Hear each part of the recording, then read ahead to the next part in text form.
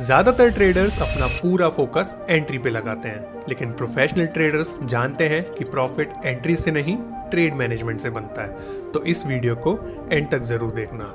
Welcome to the day 22 of trading series, जहां मैं आपको बेसिक से लेकर एडवांस तक ट्रेडिंग सिखाने वाला हूं। तो आज हम बात करेंगे ट्रेड मैनेजमेंट के बारे में।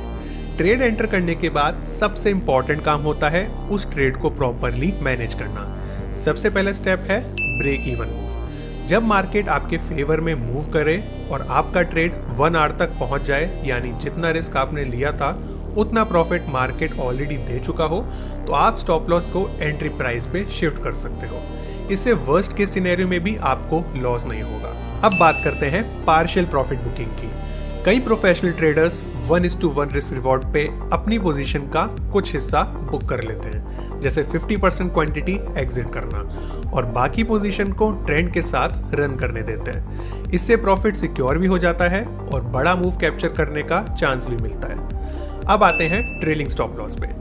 ट्रेलिंग स्टॉप लॉस का मतलब होता है मार्केट जैसे जैसे आपके फेवर में मूव करे वैसे वैसे आप अपना स्टॉप लॉस भी मूव करते रहो। अगर मार्केट हायर हाइज और हायर लोज बना रहा है तो स्टॉप लॉस को उन हायर लोज के नीचे ट्रेल किया जा सकता है। इसी कॉन्सेप्ट को प्रोफेशनल ट्रेडर्स कहते हैं लेट योर विनर्स रन, क्योंकि कई बार एक ही ट्रेड मल्टीपल स्टॉप लॉसेस को कवर कर देता है। अब बात करते हैं अर्ली एग्जिट कब करना चाहिए।